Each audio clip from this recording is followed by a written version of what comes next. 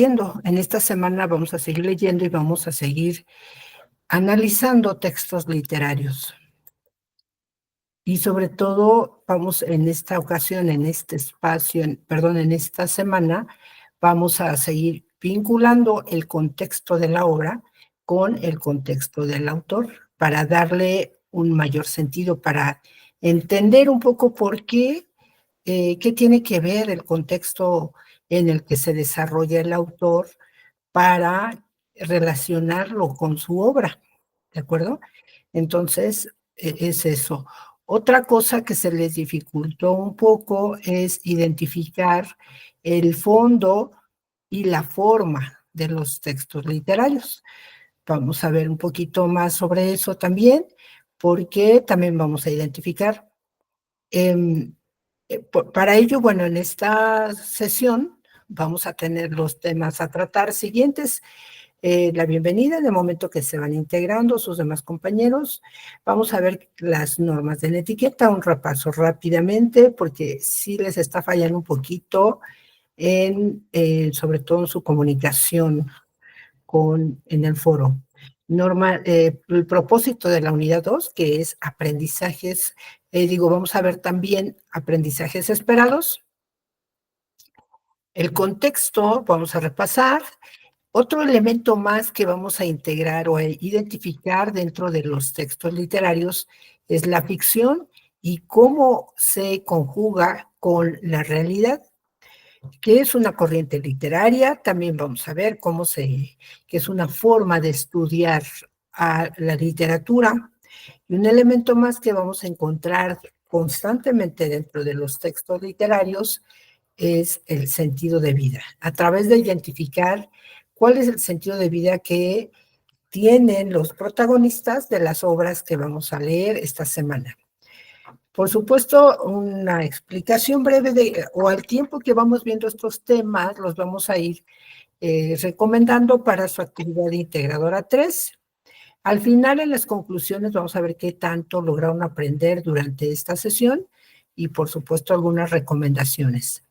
Las preguntas y respuestas, ya saben, es en el momento que les surja. En ese momento pueden interrumpirme, pueden activar su micrófono, su cámara, o a través del chat de este espacio, ¿de acuerdo? Yo voy a estarme asomando para ver quiénes están participando, si están levantando la manita o están haciendo algún comentario, por favor. Entonces, continuamos. Comentarles que las normas de etiqueta ya saben que son los principios de buenas maneras, digamos, de conducirnos frente al Internet, ¿de acuerdo? Entonces, más que nada nuestra comunicación a través de Internet. ¿Y cuáles son algunos de estos principios? Que saludar siempre, antes de iniciar, de dar un mensaje, es siempre dar un saludo. Pero ese saludo debe contener el nombre de la persona a la que van dirigidos.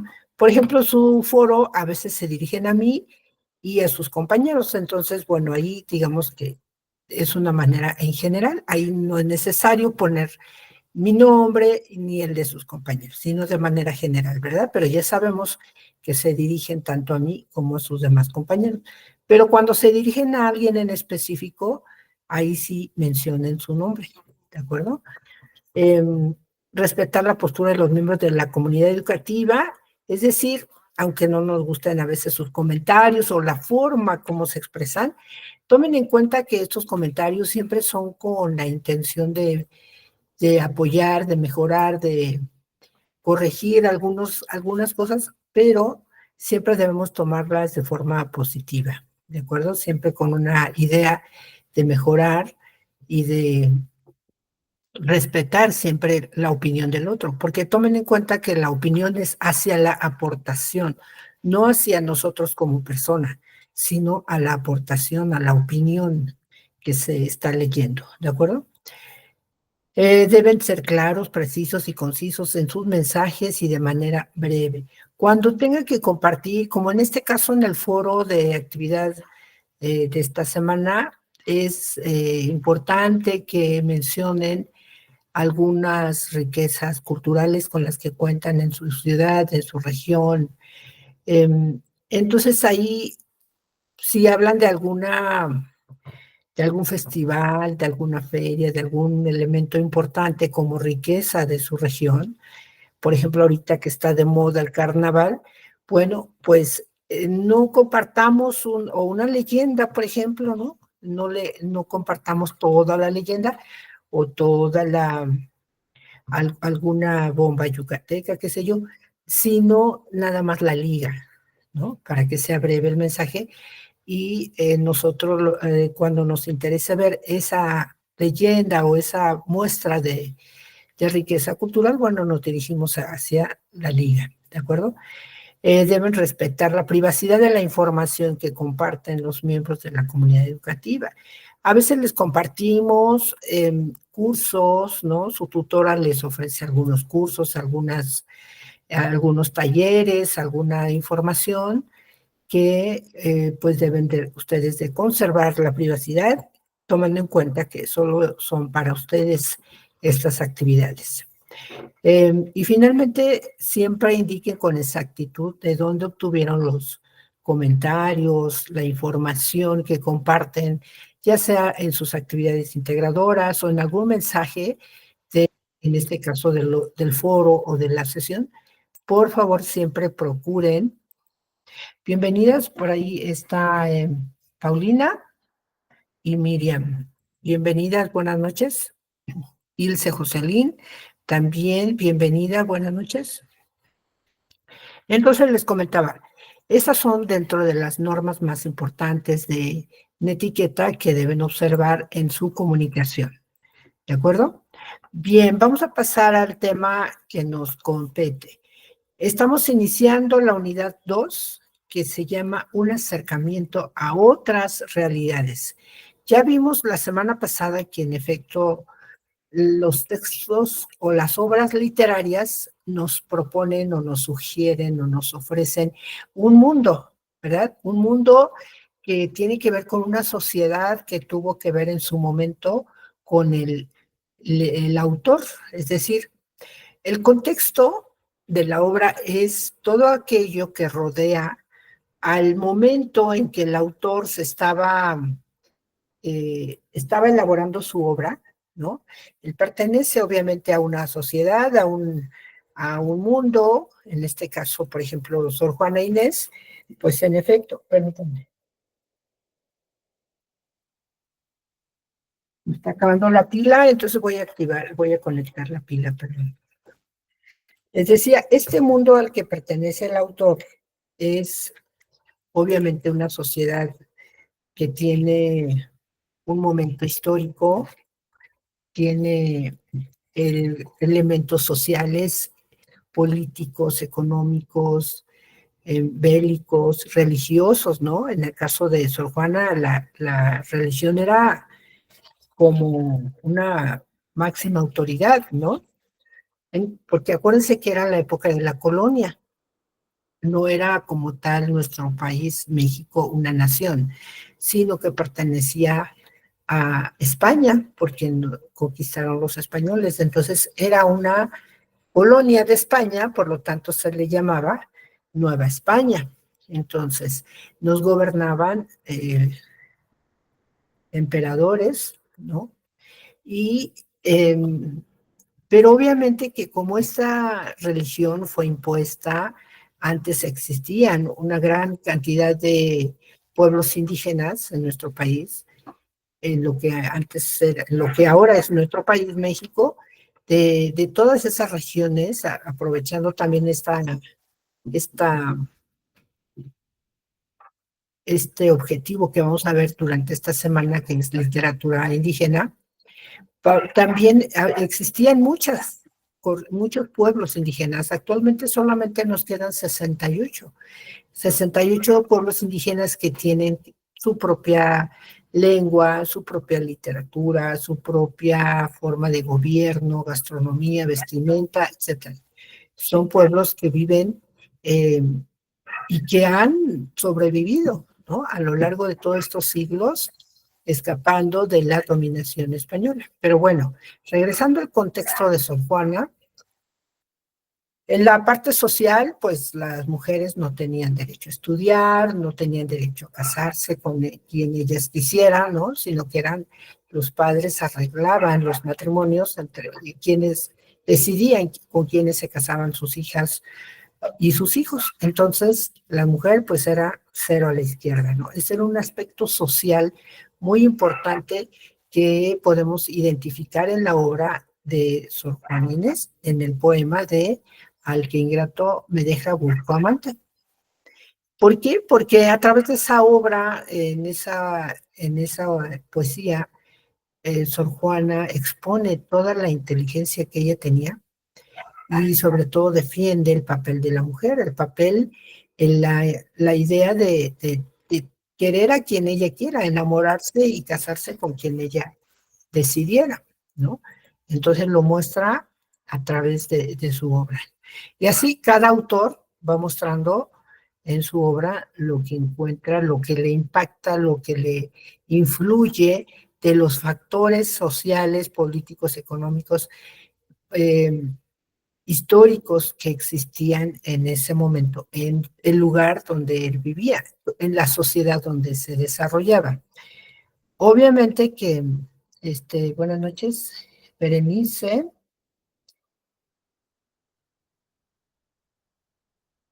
Déjenme ver que por ahí están llamando para integrarse. Joana, bienvenida, y Mariana, listo, bienvenidos.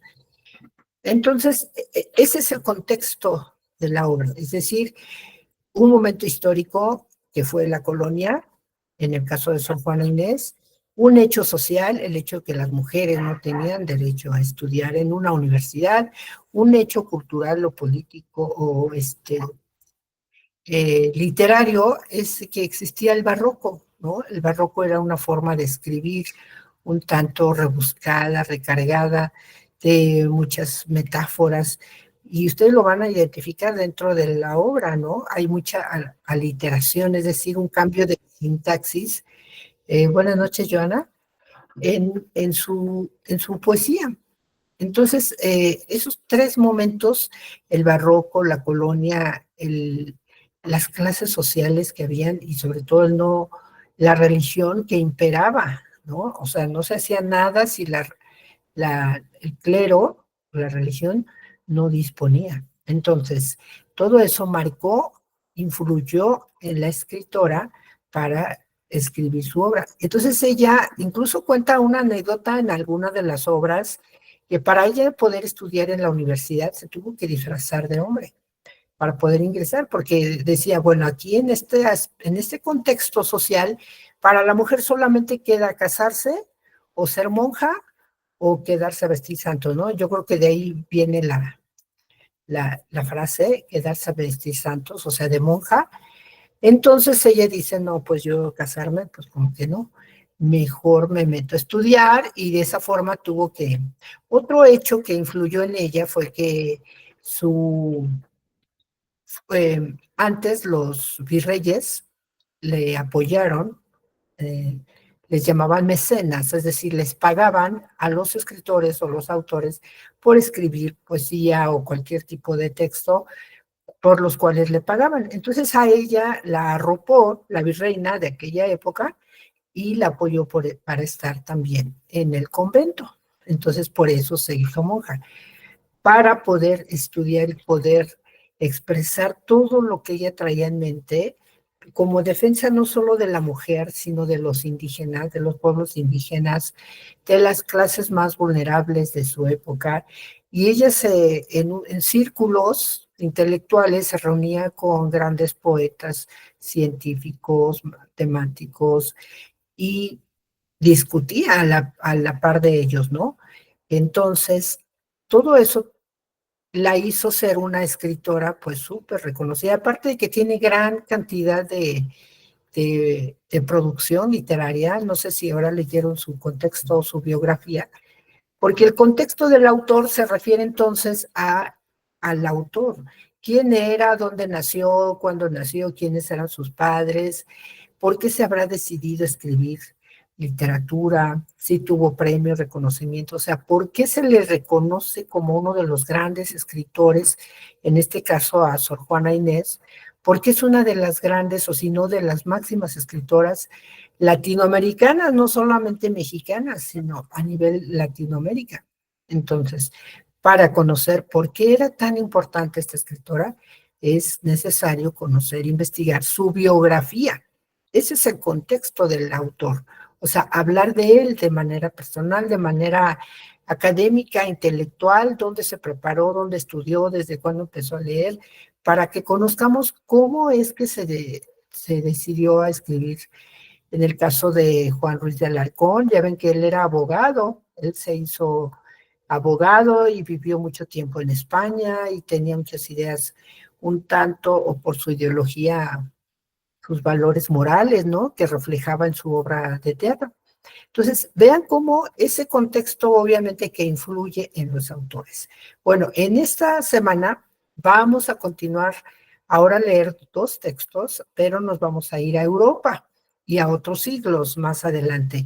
Van a ver que la lectura se les va a hacer todavía más digerible, más facilita de leer, porque ya son textos más hacia estos siglos, ya no del siglo XVII ni XVIII, sino del siglo XIX y XX.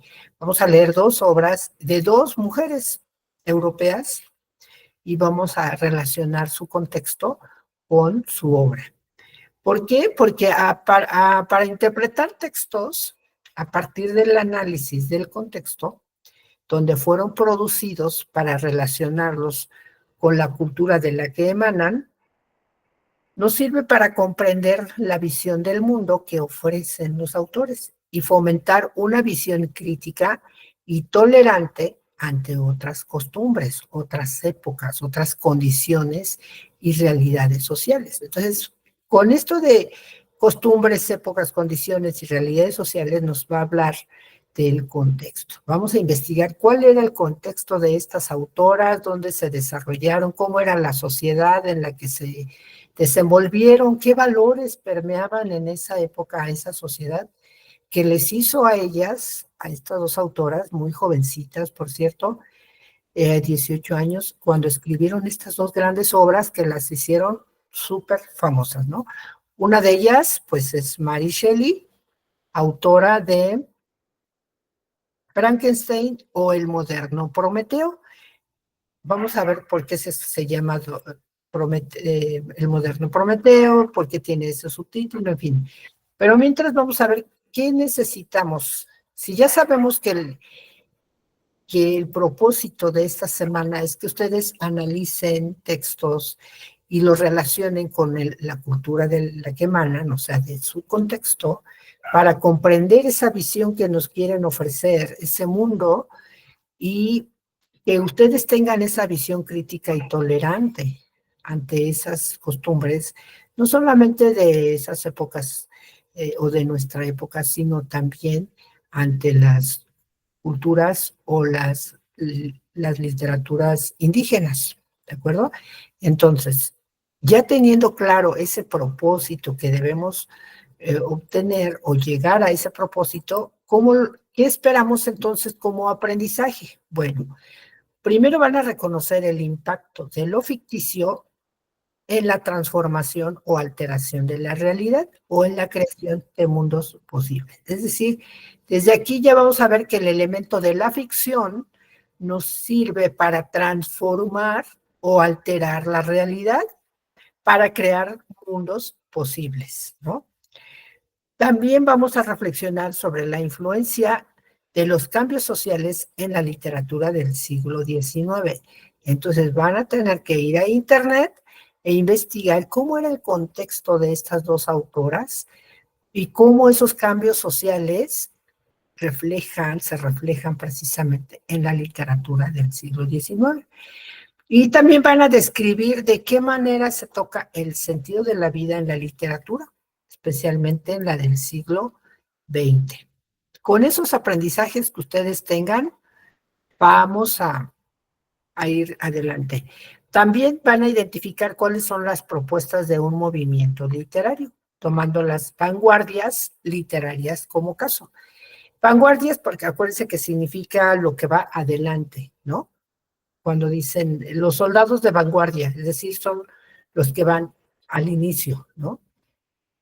En este caso, los movimientos literarios que van a la vanguardia, que van al frente, o los más vigentes. También van a ustedes a reconocer características de la realidad social contemporánea. Sociedad, esto ya lo vieron en el módulo 3, lo vamos a retomar, que es una sociedad participativa, plural, multicultural e intercultural. Sobre todo esto lo vamos a aplicar en su actividad integradora 4. Y por último, van a valorar el papel de la literatura en la pluriculturalidad, especialmente en el caso de la literatura en lenguas originarias y de las manifestaciones de la lírica mexicana. Por ello es que deben participar, y los sigo invitando, participen en el foro Aprendiendo, reconozcan, compartan, comenten cuáles son las riquezas culturales con las que cuenta nuestro país.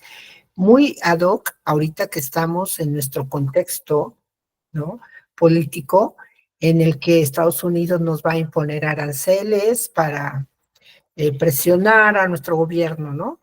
Porque en el fondo muchos manejan teorías ahí de que quieren nuestros bienes, nuestras riquezas naturales, como el petróleo, como este, ¿qué otra cosa hay como recursos naturales? Todo eso, nuestros ríos, nuestra agua, ¿no? Todo eso quiere Estados Unidos, por eso lo disfraza, ¿no? Con combatir el narcotráfico a través de amenazas con aranceles. Entonces, es buen momento para que nosotros como mexicanos reconozcamos qué riquezas tenemos, tanto culturales como naturales, como algunos que se les llaman bienes inmateriales, ¿no? Como los monumentos, los murales, este, todo tipo de construcciones, ¿no? Entonces es importante, ustedes vean a su alrededor, reconozcan en su estado, en su región, con qué riquezas cuentan, y en el momento que lo compartan en su foro, vamos a ver qué tan variados somos y por qué debemos implementar la tolerancia, el respeto y sobre todo más ahorita como mexicanos, que debemos tener una unidad, ¿no? No discriminarnos, no, sobre todo ahorita que están eh, trasladando a nuestros migrantes que están en Estados Unidos, que los recibámoslo como lo que son nuestros paisanos, ¿no? Entonces, fomentar todo ese tipo de valores, porque al final de cuentas son nuestro origen, ellos son los habitantes originales de esta región, de este territorio que es México, ¿no? Entonces forman parte de nuestra identidad, nuestra historia, nuestra cultura como mexicanos. Entonces, ese tipo de reflexiones son los que van a tratar de realizar y llevar a cabo en su actividad 4. Pero en este caso vamos a abocarnos más a la actividad 3. Entonces les decía, hasta ahorita hay una pregunta, déjenme asomar por si hay algún comentario aquí. Dice José Antonio, eso ha sido desde antes imponer miedo de Estados Unidos a México, en efecto. Es algo con lo que siempre nos han metido a través del miedo, ¿no? Dominar. Pero ¿saben por qué sucede eso cuando no conocemos nuestra historia? Ese es un poco también del objetivo, de por qué conocer el contexto de las obras literarias, por qué conocer el contexto del autor, o sea, quién era el autor, cuál era su ideología, qué pensaba, como en el caso de Rubén Darío, ¿no? Y de Juan Ruiz de Alarcón, la ideología que tenía era moralista, por eso él buscaba, criticaba los valores de la aristocracia de su época en la verdad sospechosa, ¿no? Es decir, los valores. Para él la mentira pues era intolerable, etcétera. Ok, muchas gracias, José Antonio, muy buen comentario. Ninguna más, ok. Continuamos entonces, las corrientes literarias. ¿Qué son las corrientes literarias? Bueno, son una forma de organizar la literatura para su estudio. es organizarla con base en el momento histórico. Vean cómo siempre tiene que ver el contexto. Tiene que ver el momento histórico en el que se escribieron, el movimiento cultural del cual surgieron las obras, y en especial los siglos XIX y XX, que son más o menos de los años 1800 hasta antes del 2000, abarcan estas corrientes literarias que surgieron en esa época, ¿no? Es decir, son tendencias o movimientos o corrientes que agrupan estilos, formas de pensar, formas de sentir de los autores en épocas más o menos definidas.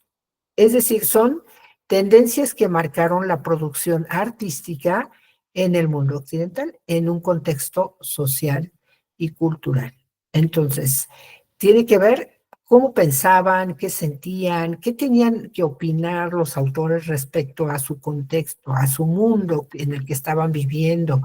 Por eso decía que es muy importante el contexto, por ejemplo, en un caso de guerra, ¿no? Cuando hay guerra, pues obvio que se ven influenciados los autores en su forma de ser, de pensar, y vamos a ver ahorita por qué. Un ejemplo, el contexto eh, influye siempre en la forma de expresión del arte. Entonces, no nada más en la literatura, sino se refleja también en la pintura, en el cine, en la música, en la arquitectura, en la pintura, ¿no? En los murales. O sea, la forma o el contexto o el movimiento literario a veces tiene que ver, eh, más bien siempre tiene que ver con el contexto histórico, social, político, económico, etcétera, ¿no? Nancy, bienvenida, buenas noches. Entonces, ¿por qué tiene que ver? Bueno, porque vamos a ver, vamos a encontrar mucho cómo estos autores retoman de su realidad, de su contexto, esos valores o esa el tema sobre el cual quieren escribir, pero con su propia forma de pensar, de sentir, de ver su mundo, cómo lo observan, cómo lo ven. Ellos recrean una realidad y nos la ofrecen, ¿no? Entonces, estos movimientos literarios siempre surgen como oposición a las características estéticas y de estilo del movimiento anterior, lo cual significa que buscan romper con la tradición y generar algo nuevo, ¿no? Entonces, por ejemplo, les decía hace un rato que surge el barroco, ¿no? En la época de Sor Juana, pero después viene algo que le llaman neoclasicismo y va en contra de lo que es el barroco. Después viene el clasicismo y viene también con sus características, elementos contra el neoclasicismo. Después surge el romanticismo. El romanticismo también tiene sus características, sus elementos, ¿no? Donde exageraban los autores los sentimientos, una de sus características, le daban a la naturaleza un papel tan relevante como si tuvieran vida a la naturaleza, ¿no? Y lo vamos a ver más adelante un ejemplo. Del romanticismo surge el realismo, ¿no? Cuando dicen, a ver, no, ya, basta de exagerar los sentimientos de los autores, vamos a ver nuestro mundo y expresarlo de una manera más realista, más objetiva, más directa, ¿no? No tanto ya disfrazar las situaciones, sino ofrecerle tal cual es la realidad. Y así, el surrealismo, el, el dadaísmo y todo ese tipo de movimientos literarios que se les llamaba, agrupados todos, se les llamaban movimientos de vanguardia. Entonces, por ahí no se vayan a confundir cuando en su actividad integradora 3 les preguntan, ¿cuál es el movimiento literario al cual corresponde Frankenstein y la debutante? Que son las obras que van a leer. Bueno, si ustedes dicen, el movimiento literario es la vanguardia o el vanguardismo, No, el vanguardismo es todo lo que encierra o está englobado en ese vanguardismo, todos los movimientos literarios que existieron en el siglo XVIII, XIX y XX. Más bien son el romanticismo, el realismo, el surrealismo, todos esos son los movimientos literarios. Entonces van a elegir uno que corresponda a cada uno de los textos que van a leer. O se les llama movimiento de vanguardia, sí, porque van al frente, son los vigentes, pero en esa época. Pero no es un movimiento literario en sí, sino un movimiento que engloba, o es un término como para decir, en lugar de decir son los movimientos que van al frente, son los movimientos de vanguardia, o sea, son los que están vigentes, ¿no? Bien, otro tema. Vamos a encontrar dentro de los textos muchas veces cuando los autores reflejan, acuérdense que de acuerdo a su estructura, a su forma, eligen hablar de cualquier tema, ¿no? El tema, ya saben los grandes temas que hay, el bien, el mal, el, la enfermedad, la salud, la guerra, la paz, el amor, el desamor, etcétera.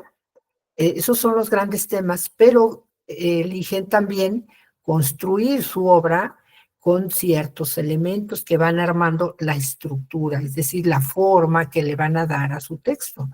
Uno de estos elementos es el lenguaje, acuérdense. Cuando utilizamos un lenguaje connotativo o subjetivo que tiene que ver con los sentimientos, las emociones, entonces estamos hablando de un texto eh, de ficción, es decir, cuando el autor mete cosas no tan reales, sino que mete elementos de ficción, porque la ficción es algo fingido, una cosa inventada, una construcción que hace el autor partiendo de la realidad, pero no es la realidad. Tiene elementos de semejanza con la realidad, pero no es la realidad. ¿Y cómo logra esto el autor en sí? ¿Cuál es la ficción? Bueno, agrega, quita elementos, usa su creatividad, su imaginación para dar origen a un mundo literario. Plantea aspectos creativos para incorporarlos a su realidad y dar origen a una realidad específica. Es decir, el autor toma un elemento, un hecho real, ¿no? Incluso ven que hay películas u obras que dicen, está basado en hechos reales.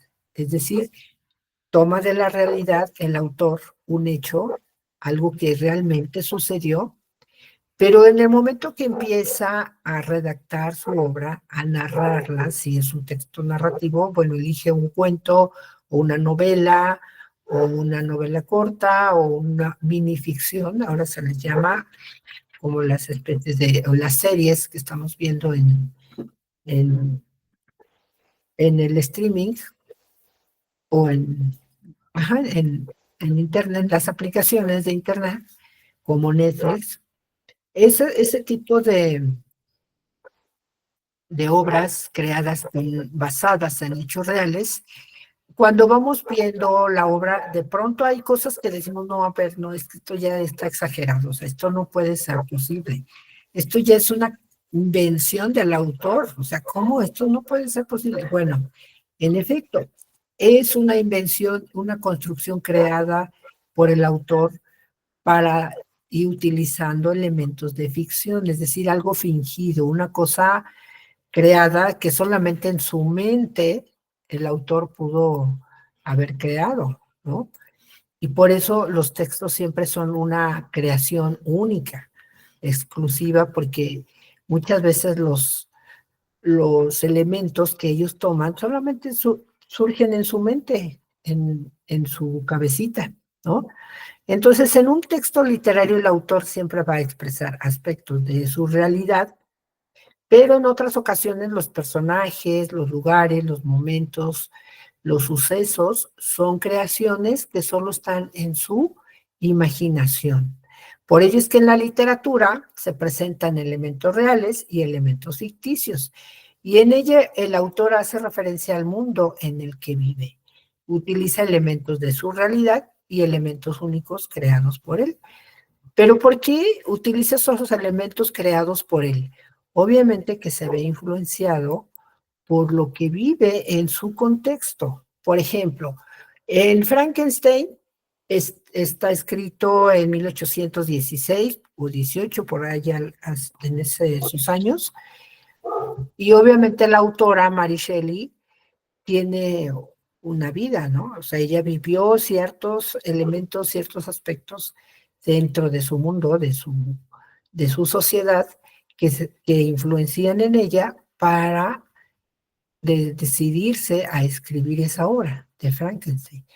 Y uno puede decir, a ver, ¿cómo es posible que haya escrito una jovencita de 18 años una obra que tiene que ver con un monstruo creado con formas o partes de cuerpos ya muertos y le dio vida a un ser, ¿no? Y de partes muertas, o sea, ¿cómo? Y a través de una chispa eléctrica, pues no, o sea, son... Bueno, es que en ese contexto, si nos ubicamos en ese contexto, era la revolución industrial, había grandes movimientos científicos, había...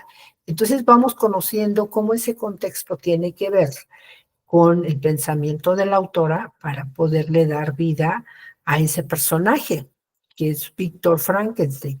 Seguramente ustedes ya han leído esa obra o han visto películas, series, caricaturas, pero le dan el nombre de Frankenstein a la criatura, al monstruo. Bueno, ahora van a leer primero una semblanza en la que viene narrada toda la obra, obviamente breve, donde van a descubrir que Frankenstein es el creador de la criatura o del monstruo. No tiene nombre en la obra literaria original, no tiene nombre la criatura, nada más le llama así, criatura o monstruo, ¿de acuerdo? Víctor Frankenstein es el doctor, el creador de la criatura, ese hombre deforme, cocido, ¿no? Con partes que obviamente queda monstruoso, tan es así que el mismo doctor se asusta y huye de su propia creación, ¿no? Entonces, por ahí tengan cuidado cuando mencione ahí eh, cuál es el sentido de vida del protagonista de la obra, o sea, del personaje principal, pues obviamente está hablando de Víctor Frankenstein, el doctor, el creador, el inventor del monstruo o la criatura. Dice José Antonio, leí Frankenstein y siempre pensé que era como el de las películas, y no, no, van a ver ahora cómo en la lectura se van a llevar una gran sorpresa, pero también les va a conmover, les aseguro. En efecto, Víctor Frankenstein es el creador, el protagonista, digamos, principal. Digamos que los dos, ¿no? Tanto Víctor es el principal porque casi sale en toda la obra hablando de sus miedos, sus temores, sus enfermedades, lo que él, sus emociones, lo que él sintió en el momento que, primero, ¿por qué se decidió a crear esa criatura? ¿Por qué? ¿Cuál era su obsesión? Bueno, el sentido de vida es entender qué hacemos aquí, en este mundo, y cómo hay que vivir, cómo hay que descifrar el mundo en el que vivimos. Eso toma una forma que se llama literatura en el mundo literario. Por sí mismo no tiene sentido, sino lo que a través del mundo literario se puede ver. Esta es una opinión de Tomás Segovia. Pero básicamente el sentido de vida es una actitud humana que tenemos hacia la vida, ¿no? Por ejemplo, en nuestra diario vivir, nuestra actualidad, para ustedes, en estos momentos de su vida, ¿cuál sería su sentido de vida? Si estamos diciendo que es como existencialmente nos preguntamos, ¿qué hacemos aquí? ¿Cuál es nuestra misión en esta vida? ¿Por qué todos los días lucho, me esfuerzo, me levanto temprano, me desvelo haciendo mis tareas y estoy aquí en una sesión? ¿Por qué lo hago? O sea, ¿cuál es mi propósito, mi objetivo de vida, ¿no? Se le podría considerar así. El sentido de vida es un objetivo, algo a lo que queremos llegar, algo que nos obsesiona, pero que también nos hace feliz porque nos da arma, nos da aliento para seguir luchando y seguir logrando ese objetivo, ¿no? Dice Dulce, es decir, que Frankenstein es el protagonista principal, el doctor, así es, porque sin él no se hubiera creado la criatura que muchos confundimos con Frankenstein, en efecto. Así es, Dulce, muy bien. Frankenstein es el doctor, Víctor, y es el protagonista o el personaje principal del cual van a ustedes obtener este sentido de vida. ¿Cuál era lo que más le interesaba? ¿Qué le interesaba hacer? ¿Por qué lo hacía? Y que se le considera su sentido de vida. Perfecto, es el doctor, dice Andrea, muy bien. Entonces, bueno, mientras me comentan cuál es su sentido de vida en estos momentos de ustedes, cuál es lo más importante, les repito, por lo que todos los días luchan, trabajan, se esfuerzan, se desvelan y no dejan, no quitan el dedo de ahí por lograrlo. ¿Cuál sería? Mientras vamos a ir viendo que en la actividad integradora 3 se llama Textos y Mundos Posibles. Entonces ya sabemos que tenemos como propósito reconocer dentro de los textos literarios ese contexto de los que nos hablan el autor, porque por ser un texto literario es posible que el autor nos conduzca a otras realidades y mundos que tanto pueden ceñirse a alguna época y lugar actuales o pasados, como pueden representar universos y tiempos completamente fuera de lo que consideraríamos normal o común. Entonces, van a ver ustedes ese contraste de textos literarios que vamos a leer en comparación con los que leímos, ¿no? En el siglo XVII de Sor Juana y de Juan Ruiz de Alarcón, ya que por medio del lenguaje literario, de los personajes y de la estructura de las obras, podemos conocer otras formas de interpretar y dar significado a la vida. Eso es lo que vamos a encontrar en esos textos literarios de esta semana. Vamos a analizar, vamos a reflexionar por qué las autoras, teniendo el contexto, la vida que vivieron, cómo se relaciona con el mundo en el que se desenvolvieron, se desarrollaron y dio pauta a que escribieran el texto que escribieron.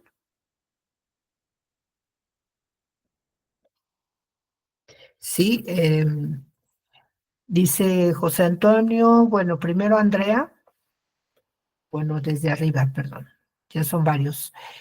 Miriam dice, el sentido de vida es algo personal y único para cada persona y para mí es mi familia. Perfecto. Muy bien, muy válido. Para María Belén dice, para mí lo más importante es lograr ser profesional y ser el orgullo de mi familia. Perfecto, pues van por buen camino. Y Andrea dice, mi Seara, el sentido de vida será lograr ser una mujer, persona, perdón, tipo, ay, no, es que está medio mal escrito, es poder superarme día con día. Perfecto, ese es un sentido de vida, superarme día con día. José Antonio dice, es poder obtener una carrera y darle estabilidad a mi familia.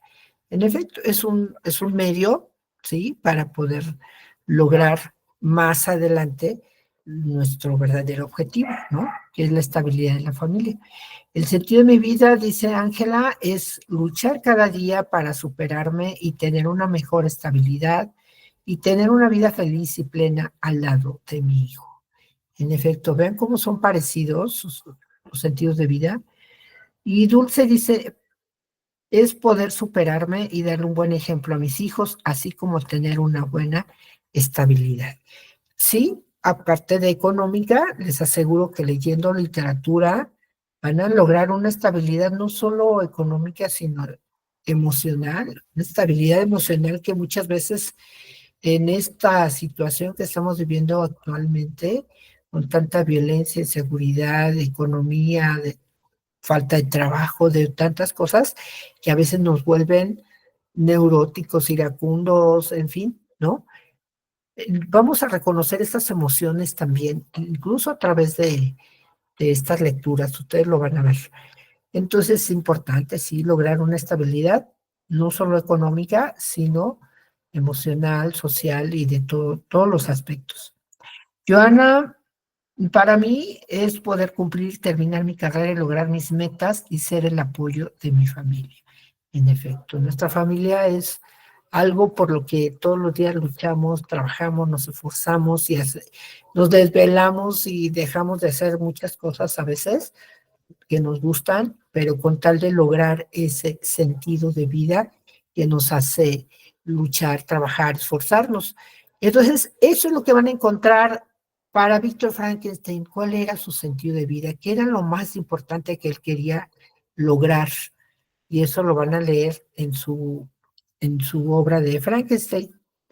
Bueno, entonces les decía, en este caso, en esta actividad 3, van a analizar dos textos literarios, uno que es del siglo XIX, de Frankenstein, y el otro del siglo XX, en La debutante, y van a leer su contexto, para que reconozcan en ellos las propuestas del movimiento literario al que pertenece, el sentido de vida que abordan y el papel que juega lo ficticio en la creación de mundos posibles. Entonces, esos tres elementos nuevos que esta semana vamos a identificar dentro de la literatura como nuevos pasos o elementos de análisis, ¿de acuerdo?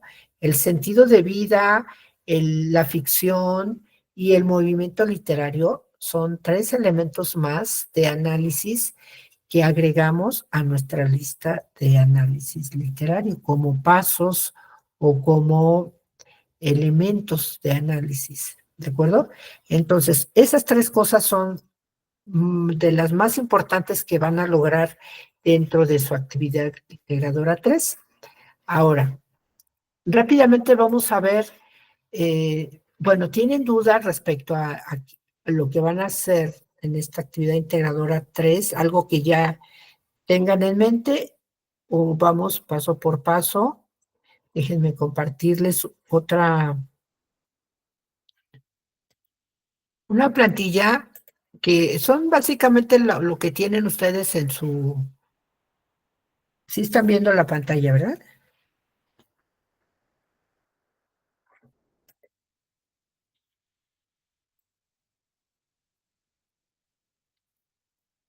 Lo que tienen ustedes en sus instrucciones, que van a elaborar un PowerPoint, una presentación de PowerPoint.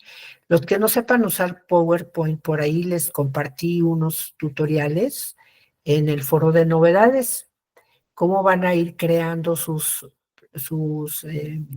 diapositivas en las que van a ir colocando las instrucciones de acuerdo a cada diapositiva. Recuerden, son 11 diapositivas nada más, no 10, ni 8, ni 20, no, solamente 11. En la que en la primera diapositiva, lo único que van a colocar son sus datos de identificación. Algo que yo les pido también siempre en todas sus actividades, que agreguen una portada con sus datos, es decir, su nombre, su grupo, la fecha, el nombre de su asesora, el nombre de su actividad. En este caso solamente pide estos datos. Nombre de ustedes, el grupo y cómo se llama la actividad integradora 3, la que van a realizar. Ahora, a esta portada, a esta diapositiva le pueden agregar una imagen, ¿sí?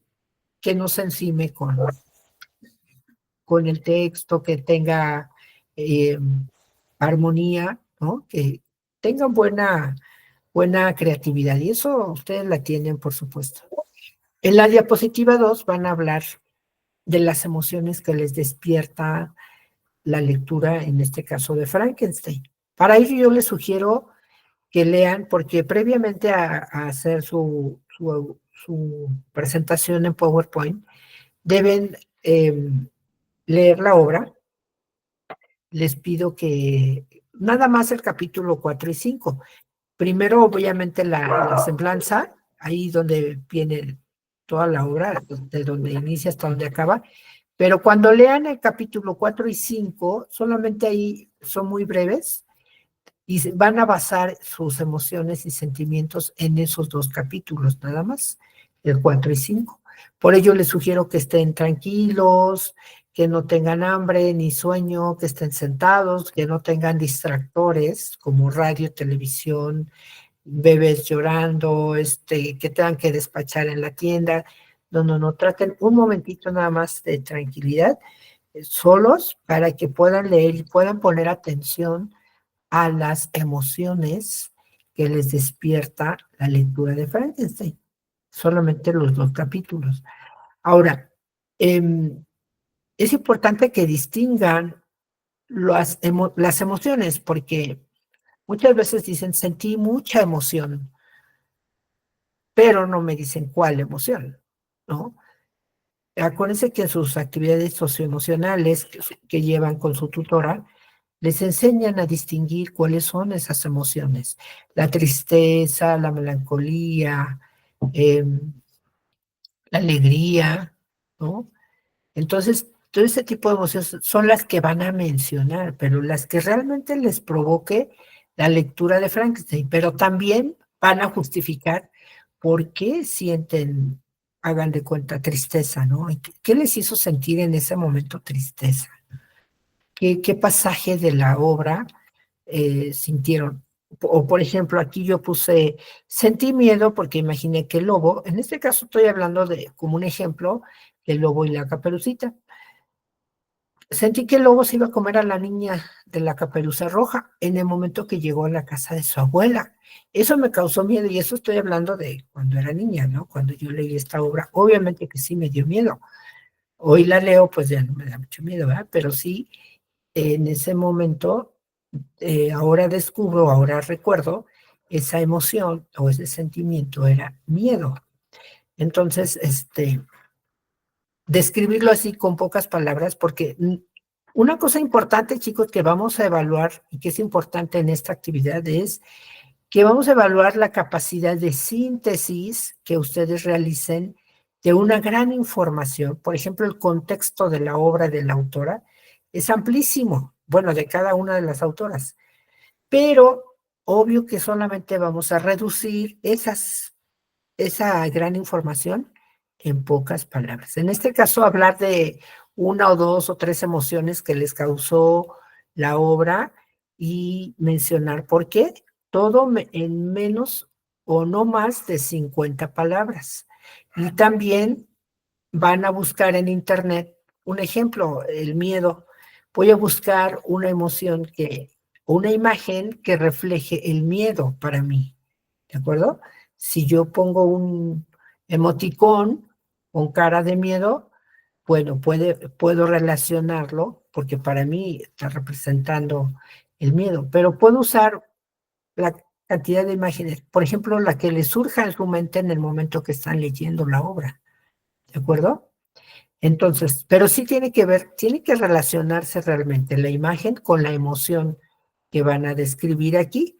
¿Qué emoción sintieron o qué sentimiento o qué pensamiento les evocó ese pasaje de esa obra y describir ese momento que les hizo pasar? ¿De acuerdo? Eso en la diapositiva 2. En la 3 van a investigar en internet quién era Mary Shelley y cómo era su contexto. Lo que sí les pido, por favor, vean cómo se escribe Mary Shelley. Se pronuncia Shelley, pero se escribe Shelley, ¿de acuerdo? Doble L y el final Y. Y siempre la primera letra en mayúscula. Recuerden siempre escribir los nombres correctos de las autoras. Bueno, entonces se van a internet y van a investigar cuál era su contexto y van a responder en no más de 50 palabras. Vean, en no más de 50 palabras van a responder 3 preguntas o 4. ¿Cuándo y dónde fue escrita la obra? Eso es fácil porque nada más pongan cuándo, la fecha, dónde, el lugar, tan tan. No le agreguen más, no le pongan, es que Mary Shelley desde que nació, no describan solamente cuándo y dónde fue escrita la obra de Frankenstein. ¿Cuándo y dónde? O sea, lugar y año. ¿Cómo era la sociedad europea? Ahí sí, expándanse un poquito más. En la primera mitad del siglo XIX. Ahí sí, expándanse para que ustedes puedan relacionar cómo era la sociedad, cuáles eran los valores, qué clases de sociales había, cómo se comportaba la gente, qué momento histórico pasaba en esa época. Algo muy breve, muy breve. Y después, ¿por qué habrá escrito la obra esta autora? ¿Por qué escribió la obra? ¿Qué hecho fue lo que detonó que la autora dijera, voy a escribir esta obra? ¿No? Claro, en ese momento a lo mejor no dijo, se va a llamar Frankenstein, sino que empezó a imaginarlo y empezó a redactarlo. Obviamente se publicó hasta 2 años después, ¿no? Pero sí la fue elaborando, pero ¿qué hecho fue lo que hizo que la escritora se decidiera a escribirlo? Entonces, esos elementos muy escuetos, muy breves, pero sí un poquito expándanse en la sociedad europea, hablando de la inglesa, suiza y alemana, pero también para apoyarse un poquito más con este contexto, pongan una imagen que tenga que ver con esa sociedad, para que, un ejemplo, si yo digo, era la sociedad victoriana, pues voy a buscar una imagen que tenga que ver, que me refleje la sociedad victoriana, ¿no? Por ejemplo, eh, la sociedad europea estaba enmarcada este es un ejemplo que yo puse, ¿no? Estaba enmarcada en el contexto de la época victoriana que marcó la cúspide de su revolución industrial y del imperio británico. Acuérdense que en esa época existían los imperios y los países luchaban por abarcar más imperio. La imagen cotidiana es la de una sociedad burguesa y proletaria. La burguesía inglesa se llamaba a sí misma la nobleza y los grandes aristócratas con renom renombradas familias, ¿no? Pero obviamente van a ir contando las letras, las palabras, y que les den no más de 50, pero incluyendo las respuestas de las otras preguntas. Ahora, muy importante, si ustedes utilizan una cita textual, es decir, copian del contexto tal cual lo dice una fuente donde investigan, lo copian y lo pegan tal cual, es válido, sí, no caen en plagio siempre y cuando lo coloquen entre comillas. ¿De dónde a dónde? Como ahorita, aquí, de aquí a acá, yo lo retomé de un texto, ¿de acuerdo? Y por supuesto que lo debo colocar entre comillas. Y entre paréntesis, después de las comillas se abre paréntesis y se coloca el medio o el apellido del autor. En este caso es Wikipedia, es un sitio, y el año de publicación. Y se cierra paréntesis. Quiere decir que con esto le estoy dando el crédito al autor o a la institución de que de esta cita textual no es mía. Yo la tomé prestada de esta fuente, pero que me sirve para responder mi respuesta sin necesidad de que yo cometa plagio. ¿De acuerdo? El colocarle entre comillas y darle crédito al autor entre paréntesis, eso es más que suficiente para justificar que no estoy copiando por copiar, sino que estoy apoyándome en lo que dice el autor para dar ejemplo de lo que yo quiero expresar, pero como él lo dice, me gusta más como lo dice él, ¿no? Entonces copio y pego y le estoy dando su crédito. Pero no va toda la referencia, porque la referencia completa va en la diapositiva 11. Aquí nada más va el crédito al autor, en este caso la institución y el año, entre paréntesis, nada más. Ya la referencia completa, si ven aquí en la 11, esta ya es la referencia completa. Shelley, Mary, entre paréntesis el año, 1818, Frankenstein o el moderno Promet. No, esta era de Wikipedia, 2023 y lo que sigue, ¿no? Yo nada más puse como ejemplo, aquí serían, cómo se llama el artículo o el nombre del, del artículo que tomé de Wikipedia y después el blog y ahora sí la liga completa, ¿de acuerdo? Pero bueno, eso va en la diapositiva 3. En la 4 van a ver, identificar qué movimiento correspondía a la obra. Entonces, ahí dice, incluso en la diapositiva, dice, este texto corresponde a este movimiento, y está un paréntesis, y ahí dice, coloca aquí el nombre del movimiento. Y muchos se brincan esa parte y lo ponen abajo o afuera. No lo ponen donde dice, aquí va el nombre del movimiento. Entonces, borren esa parte y coloquen ahí el nombre del movimiento, ¿no? Un ejemplo, el romanticismo. Pero van a expresar qué característica corresponde al romanticismo. Entonces, yo puedo decir, una característica del romanticismo es la exaltación de las emociones humanas. Captura la esencia. Hasta ahí puede ser una característica, para hacerlo breve, hasta ahí.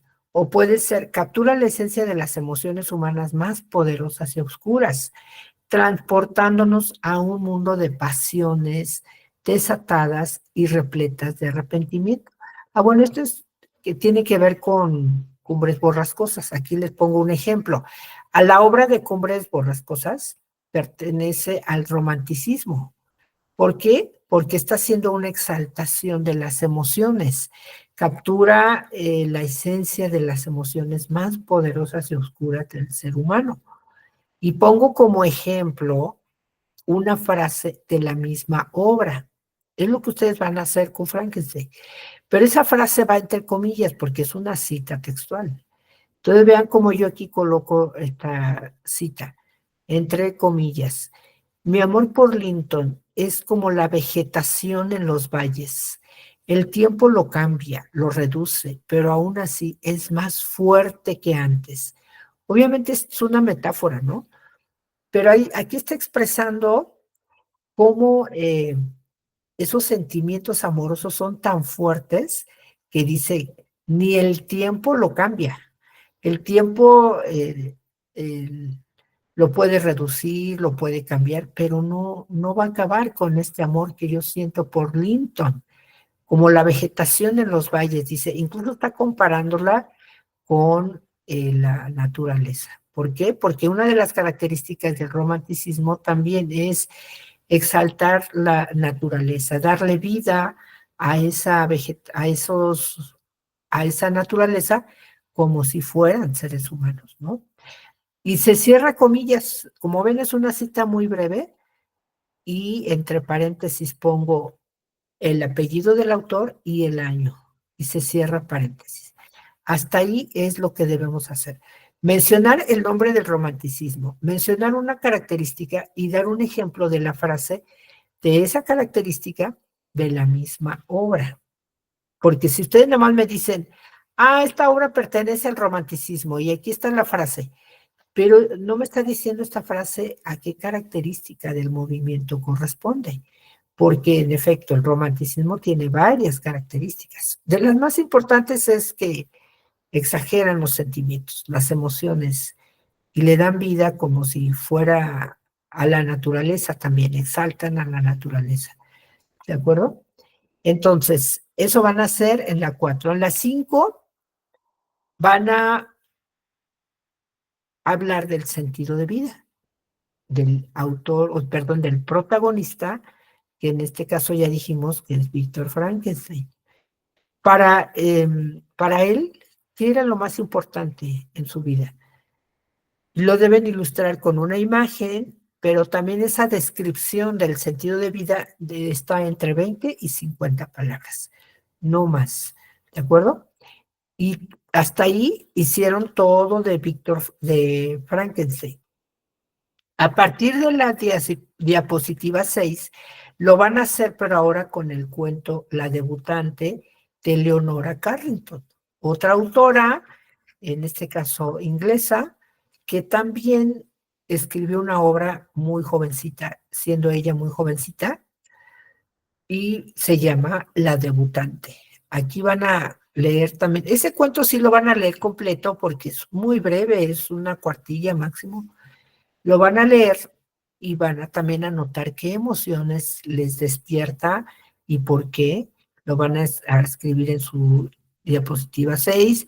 En el 7 van a hablar de de su contexto, junto con lo que es la sociedad europea. En la octava diapositiva van a hablar del movimiento al que pertenece la obra, qué característica tiene, por lo menos dos características, y dos frases que representen a esas características, y apoyándose con una imagen que tenga que ver con el movimiento literario al que pertenece. En la 9 van a hablar del sentido de vida de la debutante, que es la el personaje principal de la obra. La debutante es lo que en México le llamamos quinceañera. En Europa, en aquellos ayeres, se les presentaba a las jovencitas ante la sociedad. Tenía que ver con valores aristocráticos y pues algo contra lo que luchaba la debutante, ¿no? En la 10 aquí van a hablar de los dos textos, de Frankenstein y de la debutante. Ahí les sugiero que esa diapositiva la partan en dos. En una coloquen una imagen del mundo posible al que pertenece Frankenstein y en la otra del mundo posible al que pertenece la debutante, y van a mencionar cuál es ese elemento que comparten en común las autoras y lo que les hace y van a reflejar una explicación breve de por qué consideran o en qué momento de la obra ustedes están ahí observando ese elemento que comparten ambas obras y que hace que se traslade a ese mundo posible. Y van a mencionar ese mundo posible. ¿Dónde lo van a obtener? De su recurso de plataforma. En ese texto que se llama Ficción y Fantasía, ahí viene una tablita donde están los mundos posibles, cuáles son sus características y un ejemplo. Entonces, de ahí van ustedes a sacar a qué mundo posible corresponde Frankenstein y a qué mundo posible nos traslada la autora Leonora Carrington con la debutante. Obviamente con su mencionar que ambas obras comparten este elemento y lo identifican de esta manera, y al mundo al que corresponde cada obra es tal, ¿no? Y también no más de 20, más de 50 palabras, y con su imagen cada una. Y al final, vean, aquí sí ya vienen todas las fuentes de consulta que utilizaron, todas sus referencias al estilo APA. Primero, acuérdense, va el apellido del autor, después el nombre completo, entre paréntesis el año, el nombre de la obra o del artículo, el blog o el sitio de internet, en este caso Letras Imaginarias, y la palabra recuperado de, y ahí viene entonces la liga completa. Una característica también es que en el APA de 2023 que usamos en Prepa en línea, es que ya se escribe el nombre al margen o al límite del margen, por ejemplo, Shelley y Mary. A partir de la segunda línea se deja una sangría francesa. Después de la tercera y la cuarta, las líneas que surjan van después de una sangría francesa. Ya que acabaron esta referencia, sigue la siguiente referencia a otra vez al límite del margen, y la segunda línea aquí ya llevaría ¿qué les dije? Una sangría francesa, ¿de acuerdo? Y otra característica es que los nombres ya se escriben de manera completa. Antes nada más era, por ejemplo, Shelley M. Ya no se escribía Mari completo, sino Mari, Shelley M. ¿De acuerdo? Entonces ahora sí ya se escriben de manera completa. No sé si queda duda al respecto.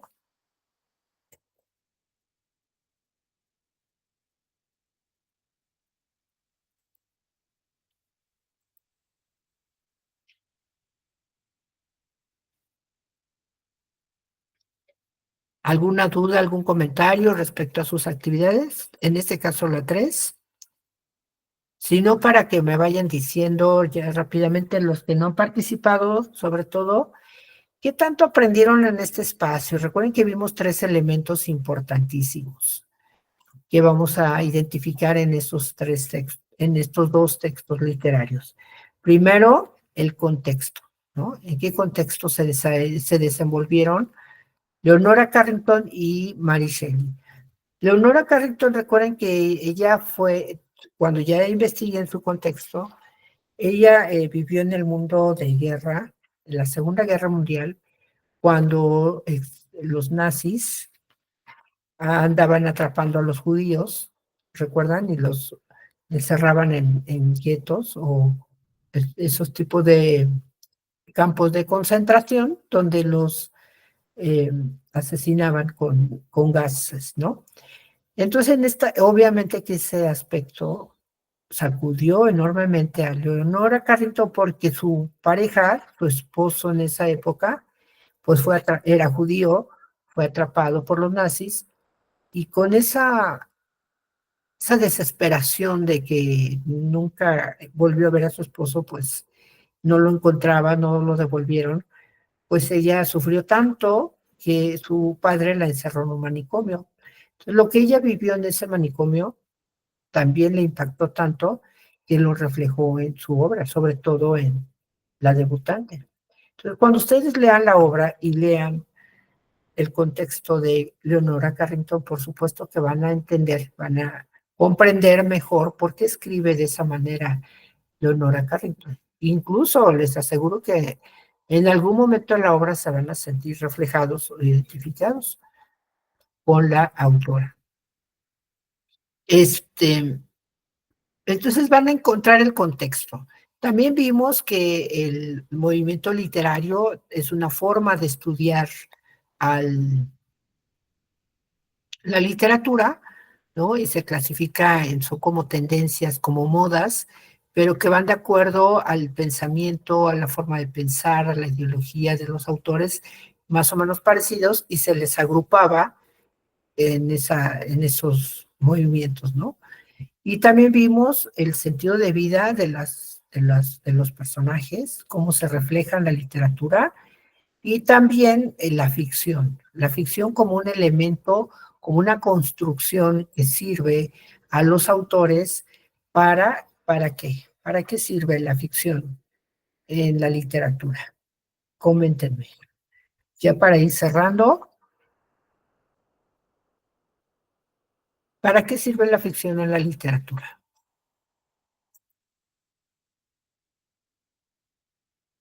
Mientras escriben, les voy dando ya las últimas recomendaciones. Apliquen sus normas de la etiqueta en su foro aprendiendo. Los sigo invitando a que participen. Parafraseen lo que investiguen en otras fuentes, es decir, con sus propias palabras traten de expresar. Si usan una cita textual, bueno, ya recuerden que deben colocarlo entre comillas y entre paréntesis el apellido del autor y el año.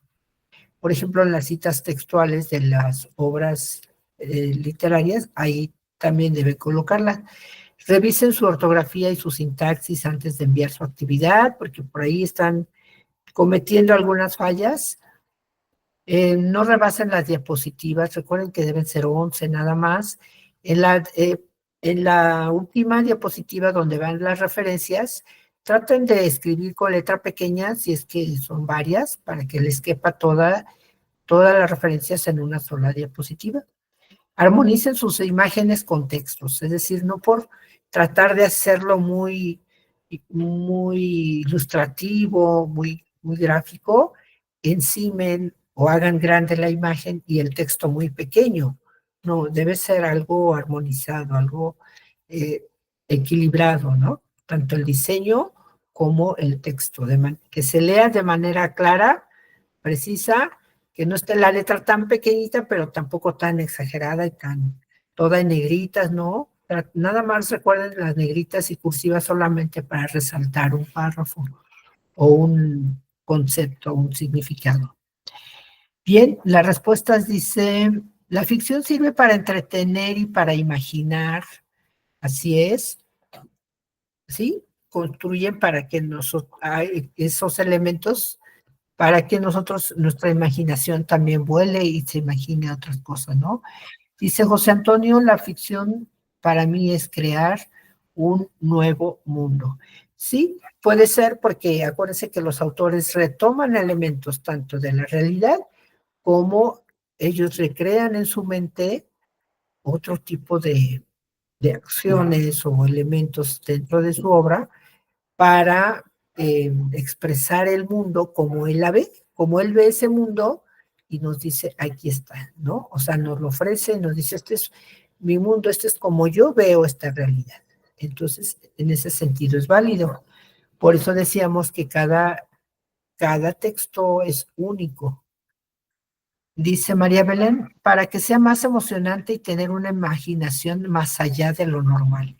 En efecto, también sirve para entretener al lector, para despertar el interés y la imaginación del lector, dice Dulce Berenice. Sí, también. Dice Katia, la ficción en la literatura sirve para crear un mundo diferente al real y así poder crear otras emociones a los lectores. En efecto, uno de los objetivos es hacer sentir emociones a los lectores. Dice Ilse, te deja expresar emociones y te transporta a otro mundo, en efecto, para recrear mundos posibles, a los cuales nos, dentro de los que han, cre, eh, ¿cómo se podría decir?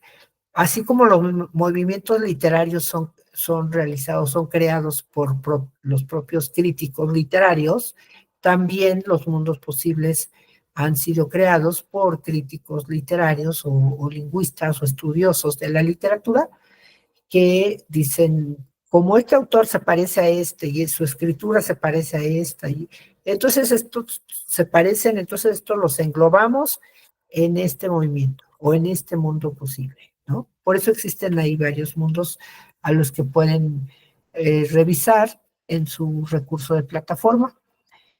Dice Joana, nos ayuda a entender el mundo que nos rodea, crear e imaginar. Así es, también nos sirve porque ustedes van a leer ahora La Debutante y cuando lean el contexto de la autora, lo van a relacionar y van a decir, ah, pues sí, con razón, escribe así, pues sí, todo lo que vivió en el manicomio y esas emociones y esos sufrimientos y todo, pues obvio que, y desde pequeña, pues obvio que ella se reflejaba un poco en la llena, ¿no? De la obra. Muy bien. Así es, recrear, imaginar esos mundos posibles. Para eso nos sirve la ficción. Muy bien, chicos. Yo creo que quedó claro. Si no, ya saben que en el mensajero me pueden enviar sus mensajes si les surgen en el momento que estén elaborando su actividad. Y por supuesto que les voy a apoyar, les voy a responder y apoyar con materiales. ¿De acuerdo? Les agradezco mucho su participación esta noche. Nos vemos el próximo viernes a las 8 de la noche para ver la actividad integradora 4. Pero no dejen participar, por favor, en su foro Aprendiendo para que discutamos el viernes cuáles son esas riquezas culturales, literarias, naturales que tienen ustedes en su región, en su país. Presúmanse, siéntanse orgullosos de lo que tienen. Yo, por ejemplo, ahorita les puedo hablar, en mi estado de Tlaxcala está el carnaval a todo lo que da, y es uno de los más famosos carnavales en Tlaxcala, porque pues aquí tiene mucha historia, ¿no? Acuérdense que el carnaval es un reflejo de cómo nuestros indígenas, nuestros grupos étnicos, se burlaban de los grandes hacendados y dueños de las tierras donde vivían cuando hacían sus fiestas, ¿no? Y entonces ellos se burlaban de ellos bailando en el carnaval, imitándolos. Por eso se ponen máscaras talladas con, con facciones de españoles, con ojos claros, dientes de oro, barbas, ¿no? Barbados o barbudos. Y esa era la forma de representar, de burlarse dueños o amos, ¿no? Porque acuérdense que la esclavitud, sobre todo, eran esclavos, y qué hacían esos bailes, esas fiestas para burlarse de esos grandes salones y grandes fiestas que hacían los españoles o cualquier otro extranjero en, en esas tierras. Entonces son danzas muy alegres, muy, con unos grandes trajes adornados, con lentejuelas y plumas, penachos con plumas, en fin. Es increíble. Les voy a compartir en el foro Aprendiendo una Liga para que vean un poquito, una muestra de cómo es el carnaval aquí en Tlaxcala. Por si no tienen oportunidad de viajar, observen este carnaval. Y por ahí presúmanos ustedes también sus carnavales, sus ferias, sus elementos de riqueza cultural que tienen. Y reconozcamos qué tenemos en nuestro país y que ahora más que nunca debemos defender con la unidad como mexicanos. ¿De acuerdo? Muchísimas gracias, que tengan una excelente noche. Gracias, María Belén, Joana, Ilse, Katia, Dulce, José Antonio, Miriam, Katia, ya dije, ¿verdad? Andrea, Nancy, creo que son todos. Ujú. Creo que son todos. Muchísimas gracias. Nos vemos el próximo viernes. Hasta pronto.